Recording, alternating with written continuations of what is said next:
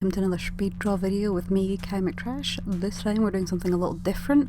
I am redrawing a panel from the original Scott Pilgrim comic called Scott Pilgrim's Precious Little Life, which as of about midway through this month turned 20 years old, which is insane. And while I didn't actually read it at that time, it is also just scary that things that were made in 2004 are like 20 years old now. I get that that's just math. That is just math, but time is scary. Math makes it very obvious.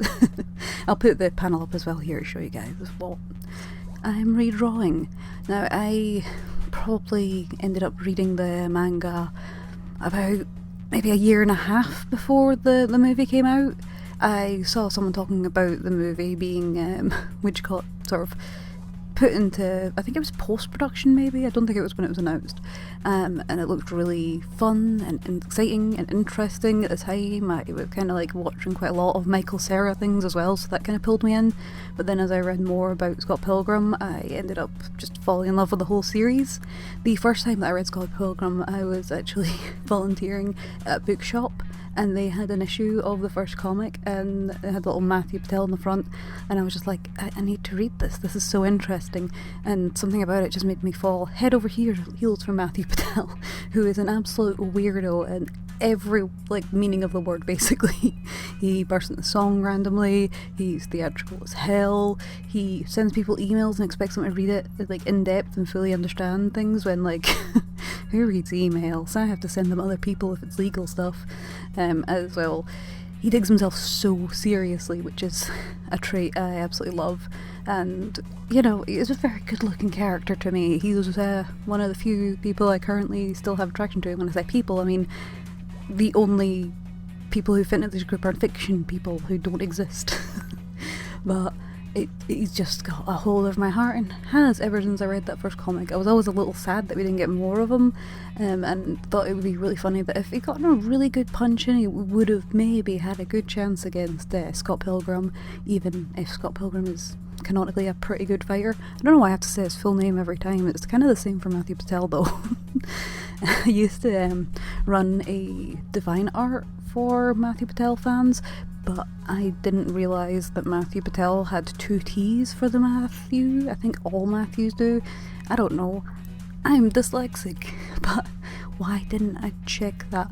It was 10, 11 maybe years ago, so no, it'll be more than that. I think the movie turned 10 a couple of years ago, so it'll be about 13 years ago, but still, that's old enough to be a little bit more mature. I said that it's 17. Yeah, no, actually it took me a long time to get my brain anywhere near mature. I thought I was so smart and so mature from a young age, and kept going out of my teens thinking I was just something special. Someone who didn't have this limitation on their maturity before they got older. And then the actual thing happened, and everything I've ever done in my life ever has made me cringe ever since. So I spend my life trying to do things that will only make me cringe in a good way. And yeah, I guess misspelling Matthew Patel when I'm proclaiming to be one of his biggest fans at the time is funny. It's more funny than embarrassing to me. That's why I shared it, to be honest. And so I guess that's a little background as to how I feel about Matthew Patel. And I've taken up most of the video with that. I would just recommend that if this guy looks cool to you, go check out the stuff with him. Scott Pilgrim Takes Off is such a gift. It's such a gift. So let me know what you think about the series. I will go into a little bit of description about my actual art now. I got a little carried away. Anyway, so I've drawn each of the demon hipster chicks, and I did end up copy and pasting the actual sketches just to save time, and then try to work on top and be kind of somewhat unique for each of the girls as I outline them. And I hope that came across. I just tried to give them kind of unique hair, unique facial expressions. I wasn't really trying to emulate every version of the demon hipster chicks. I was mainly going with the designs for the one in the manga panel that I'll put up. Or is it comic? I don't know what Scott Pilgrim's considered. I think it's comic because it's Canadian. But in Japan, not Japan, in France, all animation is anime.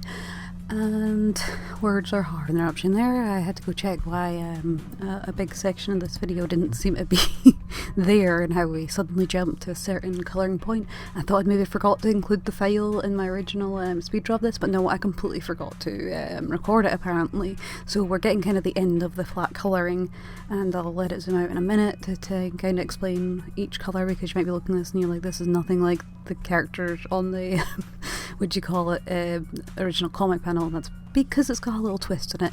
For each of the Demon Hipster chicks, I made them one of the 4 coloured iterations we've seen of them. The one that's the leftmost, Matty's right, who is mostly grey with blue features, is based off the comic colourised version that came out sometime after.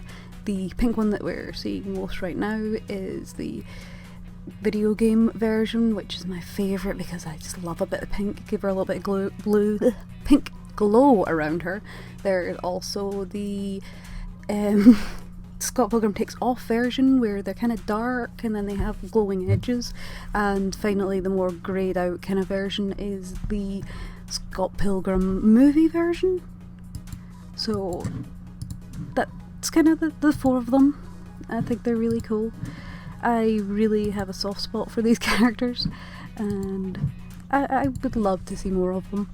I gave Matthew some background details, I gave him his little fiery up thing. The Demon Hipster tricks did get their sort of glows added to them. I was originally going to leave the comic one quite solid with her aura, let's call it, but I didn't really love how that looked, so I did go back and soften it down. I also added in a little Scott, because the original panel does have Scott silhouetted with only a few little bits lit up. I was originally just going to do exactly what the comic book page had, but then I just decided to simplify it a little bit more. And, you know, he's off in the corner blocking some of my drawing, which made that a little bit of a pointless, but I'm just going to show both versions whenever I upload it anywhere. Let me know what you think of this redraw in the comments down below. I'll put up right now a comparison between it and the final version that I did. And yeah, let me know if you like Scott Pilgrim, or if you're a little bit more curious about it now. I'd say check it out, it's got a lot of good media. And yeah, I'll see you guys in the next one. Take care. Bye.